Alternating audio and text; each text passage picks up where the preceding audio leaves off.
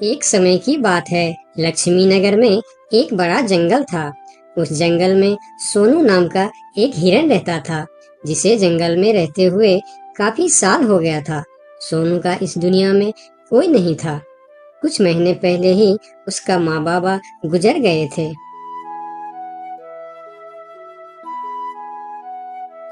इसीलिए इस जंगल में रहते हुए उसे काफी अकेलापन महसूस होता था।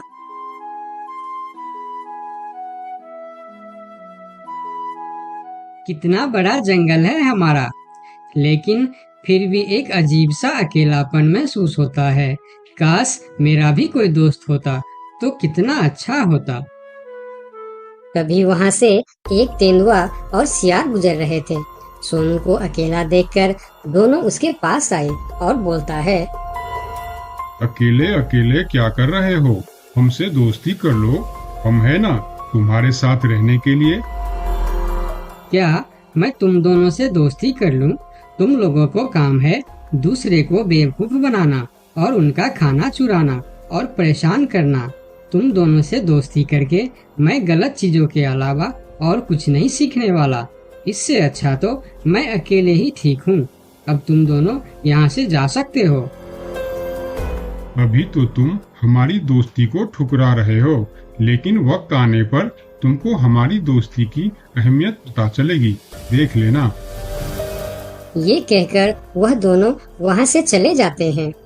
उन दोनों के चले जाने के बाद हिरन कुछ देर बाहर बैठा रहा। फिर धीरे धीरे शाम हो गई। तब हिरन भी घर के अंदर चला गया। अगले दिन सुबह जब हिरन अपने घर के बाहर बैठा था, तब हिरन ने देखा कि एक छोटा सा हाथी जो उसकी उम्र का था, वह धीरे धीरे उसके पास आ रहा है और उनके पास आके कहा, कैसे हो प्यारे हिरन?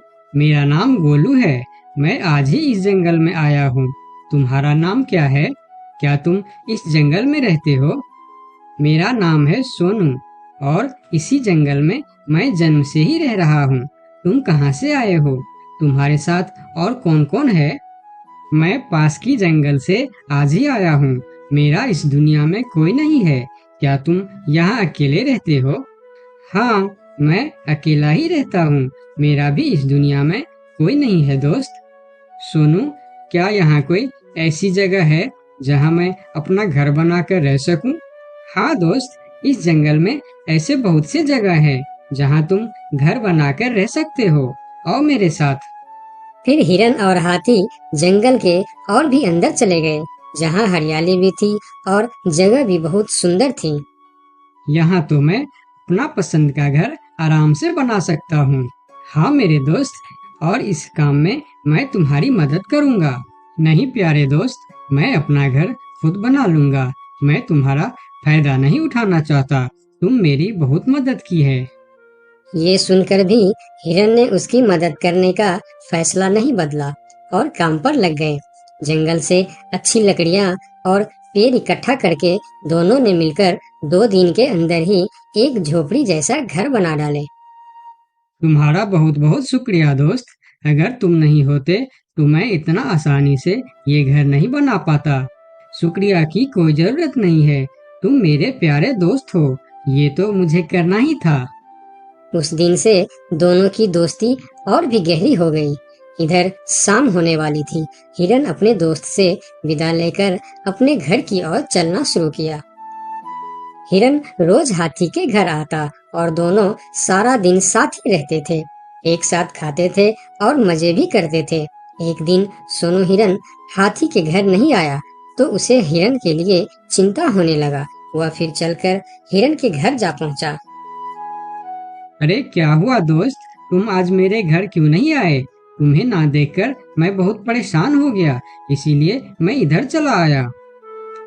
दोस्त, मेरा तबीयत खराब है। पूरे शरीर में बहुत दर्द हो रहा है। मैं ठीक से खड़ा भी नहीं हो पा रहा हूँ। हाथी आगे आया और हिरन के शरीर को छू कर देखा कि हिरन को तो बहुत तेज बुखार चढ़ा है। दोस्त, तुम्हें तो बहुत तेज बुखार है, लेकिन ये सब अचानक कैसे हो गया? ये कहकर हाथी ने थोड़ा देर सोचा और बोला, मैं अभी आता हूँ, तुम बिल्कुल चिंता मत करना, तुम ठीक हो जाओगे। इतना कहकर हाथी वहां से चला गया और सोनू हिरन उसका इंतजार करने लगा, लेकिन कई घंटे गुजर जाने के बाद भी हाथी नहीं लौटा। हिरन निराश होकर बैठा रहा। थोड़ी देर बाद वही तेंदुआ और सियार उसके पास आ गए और कहने लगे, सोनू हिरन, तुम्हारी तबीयत का पता चला तो हमें बहुत दुख हुआ। ये देखो, हम तुम्हारे लिए खाना भी लेकर आए हैं। उन्होंने कुछ फल हिरन के सामने रख दिए और फिर उसको खाने के लिए कहते हैं। तुम लोगों का बहुत बहुत शुक्रिया, मुझे बहुत भूख लगी थी। अरे हिरन भाई, इस समय तुम्हारा तबीयत खराब है और वह तुम्हारा दोस्त कहाँ है जो हमेशा तुमसे चिपका रहता है? पता नहीं कहाँ गया है। सुबह एक बार आया था, उसके बाद अभी तक लौटा नहीं। हाँ, उसने सोचा होगा कि तुम्हारी बीमारी में सेवा करनी पड़ेगी, इससे अच्छा तो हम भाग ही जाते हैं, इसलिए वह गायब हो गया। अच्छा दोस्ती निभाया उसने। नहीं नहीं, ऐसा नहीं हो सकता, वह मेरा बहुत अच्छा दोस्त है। ऐसा ही हुआ है। हमने कहा था ना कि वक्त आने पर हमारी दोस्ती की अहमियत समझेगी। यही वह समय है। उनकी बात सुनकर सोनू हिरन को बहुत दुख हुआ। फिर वह वहां से चला गया। धीरे धीरे शाम हो गई, लेकिन हाथी का कोई अता पता नहीं था। हिरन के तबीयत में भी कोई सुधार नहीं हुआ। अगले सुबह फिर से वह दोनों हिरन के घर पर आए। आज भी दोनों ने हिरन के लिए कुछ फल लेकर आए थे। हिरन बहुत खुश होकर खाने लगा। उसे अपने आप पर शर्म आ रहा था कि जिन जानवरों को वह बुरा भला कह रहा था, आज मुसीबत में वही उसके काम आ रहे हैं। वह हर बार उनका शुक्रिया कर रहा था और माफी भी मांग रहा था। फिर थोड़ी देर बात करके दोनों वहां से चले गए। कब तक हम इनकी नौकरी करते रहेंगे? अब अपने योजना को अंजाम देने का समय आ गया है, नहीं तो बहुत देर हो जाएगा। हाँ, तुमने बिल्कुल ठीक कहा। अब हमें और समय नष्ट नहीं करना चाहिए। आज ही हमें कुछ निर्णय लेना ही पड़ेगा। चलो चलते हैं शेर सिंह के पास। शाम के समय जब हिरन अकेला था, तब हाथी वहां पर पहुंचता। उसको देखते ही सोनू हिरन को बहुत गुस्सा आ गया। क्या देखने आए हो यहाँ? यही कि मैं जिंदा हूँ या मर गया? ऐसा क्यों बोल रहे हो दोस्त? मेरा पूरा बात तो सुनो। मुझे दोस्त कहकर मत बुलाओ। दोस्त वो होता है जो अच्छे और बुरे वक्त में साथ निभाए। तुम तो मेरे तबीयत खराब होते ही मुझे छोड़कर भाग गए थे।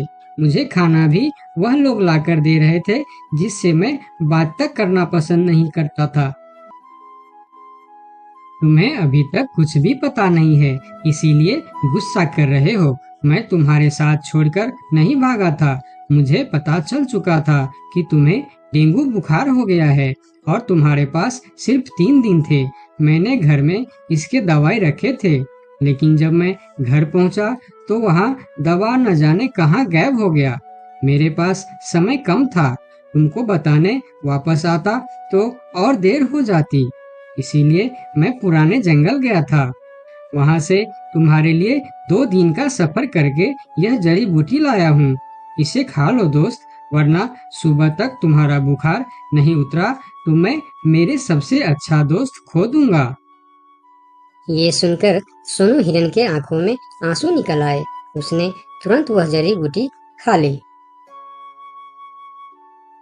मुझे माफ कर दो दोस्त, न जाने मैं कैसी तुम्हारी दोस्ती पर शक कर बैठा। यकीन मानो, तुमको वापस देखकर मुझे बहुत अच्छा लग रहा है। फिर दोनों ने बातें करने लगे। इतने में सोनू को अच्छा महसूस होने लगा। फिर वह उठकर खड़ा हो गया। अरे देखो दोस्त, मैं तो बिल्कुल ठीक हो गया। तुम्हारा बहुत बहुत धन्यवाद दोस्त। दोनों घर के बाहर बातें कर रहे थे, तभी वहां पर शेर सिंह को साथ लेकर वह दोनों आ गए। तुम लोगों के साथ ये शेर सिंह यहाँ क्या कर रहा है? शेर सिंह, यही वह हिरन है जिसे हमने आपके लिए तैयार किए हैं। ये सुनकर हिरन डर गया और फिर उसको समझ में आया कि ये दोनों क्यों इसका सेवा कर रहा था। इधर शेर सिंह हिरन को शिकार करने के लिए आगे आया। तब हाथी बोला, मेरे रहते तुम लोग मेरे दोस्त को कुछ भी नहीं कर सकता। ये कहकर हाथी आगे आया और जैसे ही शेर सिंह ने हिरन की तरफ कदम बढ़ाया, हाथी ने शेर सिंह को जोर का टक्कर मारा और शेर सिंह दूर जाकर गिरा और उसकी कमर का हड्डी टूट गया और वह उठ भी नहीं पाया। यह देखकर तेंदुआ और सियार जल्दी जल्दी वहां से भाग गया। फिर उस दिन के बाद हिरन सुंदरबन के जंगल में एक ठग सियार रहता था। वह बहुत ही निकम्मा और कामचोर था। हमेशा इसी जुगाड़ में रहता कि कहीं कोई मुर्गा मिले जिसे मूर्ख बनाकर उसके साथ ठगी की जाए। एक दिन अरे बंदर भाई, कल रात में मैंने आपको सपने में देखा। अरे रहने दे सियार, तू अपना सपना अपने पास रख और मुझे जाने दे। ऐसा बोलकर बंदर चला गया। धीरे धीरे सारे जानवर सियार की हरकत को जान चुके थे, इसलिए कोई भी जानवर उसकी बातों में नहीं आता था। अब सियार समझ चुका था कि इस जंगल में उसकी दाल नहीं गलने वाली, इसीलिए वह दूसरे जंगल जाने का निश्चय किया और अगले दिन सियार अपने जंगल को छोड़कर दूसरे जंगल की तरफ निकल पड़ा। दूसरी जंगल में पहुंचते ही दिन भर जंगल का जायजा लिया और शाम होते ही एक गधे को देख उसके पास गया और रुककर बोला, गधे भाई, मैं इस जंगल में नया आया हूँ और शाम भी ढल चुकी है। क्या मुझे एक रात रुकने के लिए आपके पास शरण दे सकते हो? हाँ हाँ, क्यों नहीं। अभी तो तुम इस जंगल में नए हो और हमारे लिए मेहमान हो, और मेहमान तो भगवान के समान होते हैं। ऐसे कहते हुए गधे ने सियार को अपने पास रोक लिया और उसे सम्मान के साथ भोजन कराया। भोजन करने के बाद दोनों आपस में बातें करने लगे। सियार ने गधे से बोला, अरे गधा भाई, इस जंगल में पीपल के पेड़ के पास एक तालाब है, जानते हो उसके बारे में? हाँ हाँ, पीपल के पास एक तालाब है। वह तालाब कीचड़ से भरा पड़ा हुआ है। उसका पानी भी बहुत गंदा हो चुका है। यहाँ का कोई भी जानवर उसका पानी नहीं पीता है। सियार ने अपनी आवाज को धीमा करते हुए बोला, क्या तुम जानते हो वह सोने चांदी का तालाब है? उसके अंदर ढेर सारा सोना और चांदी छुपा है और उस तालाब का मालिक मैं ही हूँ। सियार का बात सुन गधे ने चौंक के बोला, ये तुम क्या बोल रहे हो सियार भाई? तालाब भी कहीं सोने और चांदी का होता है? मैं भी ऐसे ही सोच रहा था। मुझे भी इस तालाब के बारे में कोई जानकारी नहीं था, लेकिन कुछ ही दिन पहले मेरे पिताजी मरने से पहले सारे संपत्ति मेरे नाम की, उसमें यह तालाब भी है और आज मैं अपने संपत्ति देखने के लिए ही यहाँ पर आया हूँ। यकीन नहीं होता तो यह थैली में देख लो, जो मैंने अभी इस तालाब से निकाला है। सोने के गहने निकालकर गधे को दिखाया, जो उसे ठगने के लिए उसने अपने साथ लेकर आया था। गहने को देखकर गधे को सियार के बात पर विश्वास हो गया और बोला, अरे हाँ, ये तो सचमुच सोने चांदी का है। तब तो तुम बड़े ही भाग्यशाली हो, इसलिए तुम्हारे पास ये सोना चांदी का तालाब है। अब सियार मन ही मन खुश हो रहा था। उसे तो इसी बात का इंतजार था। गधा भाई, मुझे इस संपत्ति से कोई भी लालच नहीं है। मेरे पास मेरे जंगल में और बहुत सारे संपत्ति है जो मेरे पिताजी ने मेरे लिए छोड़कर गए हैं। मैं तो यहाँ तालाब बेचने के लिए आया था। सोचता हूँ तुम भले जानवर दिखते हो, क्यों ना तुमको ही यह सब बेच दूं। मुझे, यानी यह सोने का तालाब मेरा हो जाएगा और मैं इस तालाब का मालिक बन जाऊंगा। बेचारा भोला भाला गदहा सियार की चिकनी चुपड़ी बातों में बहुत आसानी से आ गया और गधा सियार से सोने का तालाब खरीदने को तैयार हो गया। दोनों के बीच 4 सिक्कों का सौदा तय हुआ। ठीक है सियार भाई, मैं अभी जाकर हिरन के पास से 4 सिक्का लेकर आता हूँ। मेरे पास अपना घर न होने के कारण मैं अपनी सारी कमाई हिरन के पास ही रखता हूँ और जब भी मुझे जरूरत पड़ता है मैं उससे ले लेता हूँ। ठीक है गधे भाई, लेकिन ध्यान से, जंगल में किसी को इस बात का पता नहीं चलना चाहिए, वरना जंगल के सारे जानवर मेरे पीछे ही पड़ जाएंगे। ऐसा बोल सियार गधे को भेज देता है और गधा हिरण के पास जाकर अपना सिक्का मांगता है। गधे भाई, घर में सब ठीक तो है ना? आज आपको अचानक से 4 सिक्कों का क्या जरूरत पड़ गया? अरे वह अपने जंगल में जो तालाब है ना, मैं उसे खरीद रहा हूँ। तालाब खरीद रहे हो? क्या करोगे तुम तालाब खरीद के? तालाब का तो पता नहीं, लेकिन उसमें जितना सोना चांदी है वह सब मेरा हो जाएगा। तालाब में सोना? ये तुम क्या बोल रहे हो भाई? मुझे तो कुछ भी समझ में नहीं आ रहा है। मुझे डर है कि तुम कहीं कोई परेशानी में ना आ जाओ। देखो, तुम मुझसे कुछ भी मत छुपाओ। क्या बात है? साफ साफ बताओ मुझे। हमारे जंगल में एक बहुत ही अमीर सियार आया है। ढेर सारी संपत्ति है उसके पास। और तो और, हमारे जंगल में जो तालाब है ना, जिसे हम लोग गंदा नाली समझकर उसका पानी भी नहीं पीते हैं, उस तालाब में ढेर सारा सोना और चांदी है। उसने तो मुझे उस तालाब से सोने का गहना भी निकाल कर दिखाया है। उसी तालाब को मैं खरीद रहा हूँ। हम दोनों के बीच 4 सिक्कों का सौदा हुआ है। मुझे तो वह सियार मूर्ख ही मालूम पड़ता है, जो इतने सस्ते में सोने का तालाब बेच रहा है। मूर्ख वो नहीं, मूर्ख तुम हो। भला तालाब भी कोई सोने चांदी का होता है? अरे गधा भाई, तालाब से पानी निकलता है, सोना नहीं। मैं भी ऐसे ही सोच रहा था, परंतु उसने मुझे सोने निकाल कर भी दिखाया। गधे भाई, मुझे वह कोई ठग मालूम पड़ रहा है, जो तुम्हारे आंखों में धूल झोंक कर तुम्हें झांसा दे रहा है। मैं एक तरकीब बताता हूँ, जिसे दूध का दूध और पानी का पानी हो जाएगा। कौन सा तरकीब हिरन भाई? तुम ऐसा करो, उस सियार से बोलो कि मेरा हिरन भाई ने कहा है कि लिखा पढ़ी होगा तभी मैं उसे 4 सिक्का दूंगा, और अगर बिना लिखा पढ़ी से ही काम हो जाता है तो मैं सिर्फ एक ही सिक्का दूंगा। अगर वह तालाब सच में सोने की है तो वह लिखा पढ़ी जरूर करेगा, नहीं तो वह एक सिक्के में ही मान जाएगा। हिरण की बात सुनकर गधा हाँ में सिर हिलाया और सिक्का लेकर सियार के पास पहुंचता। सियार भी गधे के आने के इंतजार में उतावला हो रहा था।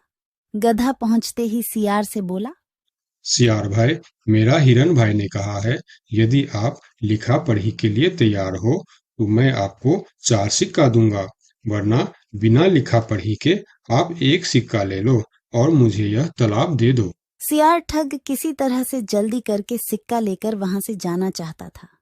वह बोला, अरे गधे भाई, तुम बड़े अच्छे और भले मालूम पड़ रहे हो। तुमसे क्या लिखा पढ़ी कराना। चलो, तुम एक ही सिक्का दे दो। अब गधे को समझने को कुछ बचा ही नहीं था। गधे को समझ में आ गया कि सियार उसको ठगना चाहता है। ठीक है सियार भाई, कोई भी शुभ कार्य करने से पहले मुंह मीठा करना जरूरी होता है। मैं अभी लड्डू लेकर आता हूँ, आप यहीं रुको। गधा जंगल से 2-3 जानवरों को बुला लाया और सियार की जमकर धुनाई कर दी। किसी तरह सियार वहां से जान बचाकर भाग